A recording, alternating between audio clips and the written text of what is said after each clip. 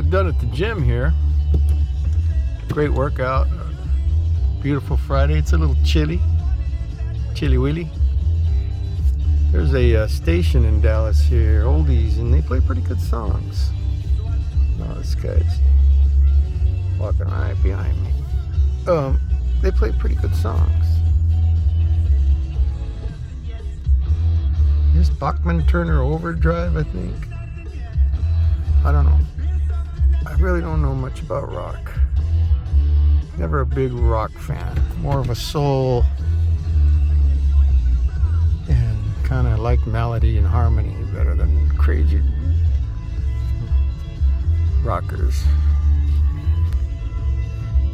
Anyway, it's a beautiful day. I don't think the golf range is open because of the rain yesterday. We had rain, had tornado warnings. So usually the range is closed for at least one day, sometimes 2 and 3, depending on how much rain there was. The course is open, but the range, I think it's because of the machine that has to go pick up the balls. And they have all new balls there, all new, nice, new white range balls. I asked the guy, how many do you get? He said about 15,000. Yesterday I went through a real bad time out in the park. I could not hit anything, nothing. I got very frustrated is a word. So hopefully today, because I'm going to go out there now, I will hit better. It's a Sabbath tonight. The Lord is good. It's reading Dr. Beck Yoki's books about the Sabbath. We should know why we keep the Sabbath and be prepared to defend it. And there's nothing like his books. From Sabbath to Sunday, the Sabbath under crossfire. It's a very interesting, this new covenant theology. They had to find a way to get out of the Sabbath. So under new covenant, which is not that,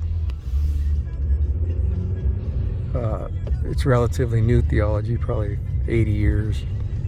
So we're under the law, or we're under grace. Not the 10 Commandments are Jewish. And I'll tell you something. I admire Rome because at least Rome doesn't buy that, for lack of a better word, garbage. Rome upholds the 10 Commandments. And Dr. Beck Yoki quotes Pope John Paul in his writing on the Sabbath. He published a whole letter, encyclical letter, Dies Domini, many years ago when Pope John Paul was the Pope. And he uplifted the Sabbath and talked about how important it was. This guy's going to let me in. Thank you. And, of course, then he makes the transition that Sunday fulfills the... So it's just a different day, but the principle is the same. And Dr. Beck Yoki, in his genius Bible scholarship, talks about how Sunday cannot fulfill the same meanings of the Sabbath, of the Bible Sabbath, both in terms of authority. What did he say? Authority, meaning, and experience. So, but still, it's hard to find a Christian that keeps Sunday today as the whole day, a 24-hour holy time. But when you do, it's refreshing, even if it's the wrong way. They're committed, loyal. They won't shop on the Sabbath. And I've had people say, oh, you're under the old Jewish. No, Jesus never threw out the baby with the bathwater. They had made so many regulations about keeping the Sabbath that they made it a day of burden. It's a blessing. It's a holy day. And it does take commitment. And people that say you don't keep it, well, you're right. I don't keep it perfectly. I don't keep any of the commandments perfectly. Who does? That's why we need the blood of Christ.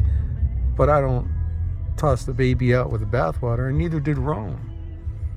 Neither did the Protestants. This new covenant theology is relatively new. So basically you have Sabbatarians, of which I am, Sunday keepers, of which a committed Sunday keeping Christian is. I admire that.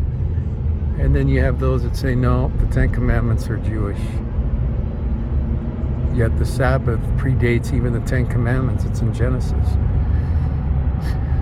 So those are really two good books. It's From Sabbath to Sunday by Dr. Beck-Yoki, and The Sabbath Under Crossfire. And he's long passed away, but I met him a couple times at church at the Carter Report, and he was just a pleasure to meet such a well-versed Bible scholar.